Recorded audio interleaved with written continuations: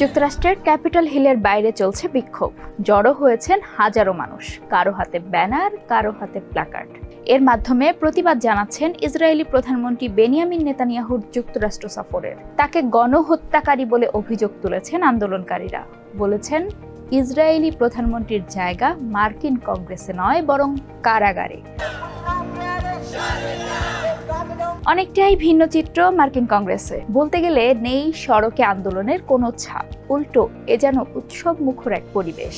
Israeli প্রধানমন্ত্রীকে স্বাগত জানাতে ব্যস্ত সিনেটররা, যার বিরুদ্ধে এত আন্দোলন তাকে নিয়েই ব্যস্ত মার্কিন আইন প্রণেতারা।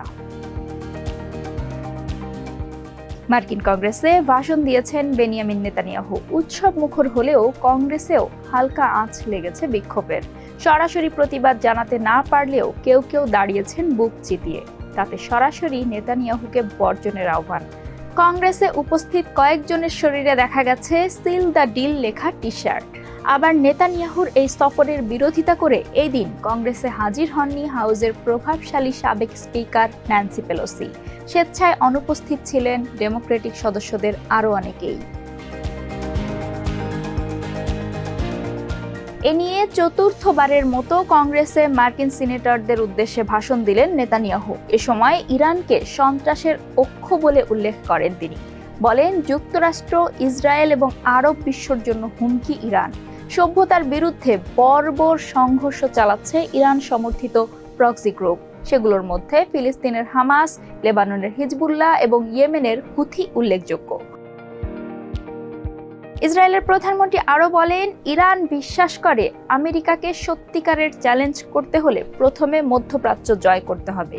তাই ইরানের প্রক্সি বাহিনীর লক্ষ্যবস্তুতে পরিণত হয়েছে আমেরিকা। তবে মধ্যপ্রাচ্যের কেন্দ্রস্থলে ইরানের পথে বাঁধা হয়ে দাঁড়িয়ে আছে একটি আমেরিকাপন্থী গণতান্ত্রিক রাষ্ট্র, আর সেটি হলো আমার দেশ ইসরায়েল।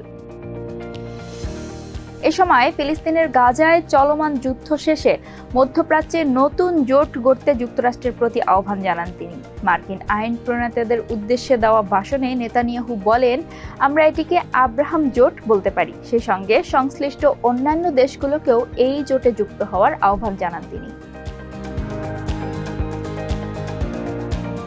মধ্যপ্রাচ্যে আলোচিত আব্রাহাম চুক্তি সম্পাদনে সহায়তার জন্য সাবেক মার্কিন প্রেসিডেন্ট ডোনাল্ড ট্রাম্পের প্রশংসা করেন নেতানিয়াহু। ইসরায়েলে মার্কিন দূতাবাস তেল আবিব থেকে জেরুজালেমে স্থানান্তর এবং গোলান মালভূমিতে ইসরায়েলের সার্বভৌমত্বের স্বীকৃতি দেওয়ায় ট্রাম্পকে ধন্যবাদ জানান নেতানিয়াহু। ট্রাম্পের উপর সম্প্রতি চালানো হামলার সমালোচনা করে নেতানিয়াহু বলেন, গণতন্ত্রে রাজনৈতিক সহিংসতার কোনো জায়গা নেই। বিশ্লেষকদের ধারণা, আসন্ন মার্কিন প্রেসিডেন্ট নির্বাচনে ডোনাল্ড ট্রাম্পের জয়ে সম্ভাবনা থাকায় তার মন জয়ের চেষ্টায় আছেন নেতানিয়াহু। গাজায় চলমান যুদ্ধের প্রসঙ্গে ইসরায়েলি প্রধানমন্ত্রী বলেন, আমি জানি আমেরিকা আমাদের পেছনে রয়েছে, এজন্য ধন্যবাদ। দশকের পর দশক ধরে যুক্তরাষ্ট্র আমাদের দেশকে উদারভাবে সামরিক সহায়তা ও পরামর্শ দিয়ে আসছে, যা অনেকের জীবন বাঁচিয়ে দিয়েছে। গাজা যুদ্ধ সমাপ্তি ত্বরান্বিত করতে দ্রুত আরও অস্ত্রের প্রয়োজন। আর গাজায় দুর্ভিক্ষের জন্য হামাসকে দায়ী করে নেতানিয়াহু বলেন, ফিলিস্তিনিদের জন্য পাঠানো খাবার চুরি করে হামাস। তবে যুদ্ধবিরতি প্রক্রিয়া কিংবা দুই রাষ্ট্র গঠনে আলোচনার বিষয়ে কিছুই বলেননি ইসরায়েলের প্রধানমন্ত্রী। ক্যাপিটল হিলের বিক্ষোভ নজর এড়ায়নি ইসরায়েলি প্রধানমন্ত্রীর। বিক্ষোভকারীদের উদ্দেশ্যে তিনি বলেন, আমাদের শত্রু আপনাদেরও শত্রু, আমাদের লড়াই আপনাদেরও লড়াই, আমাদের বিজয় আপনাদেরও বিজয়। এজন্য যুক্তরাষ্ট্র ও ইসরায়েলকে ঐক্যবদ্ধ থাকতে হবে। এখন আপনারা ইরানের বোকা দালাল হয়ে আছেন।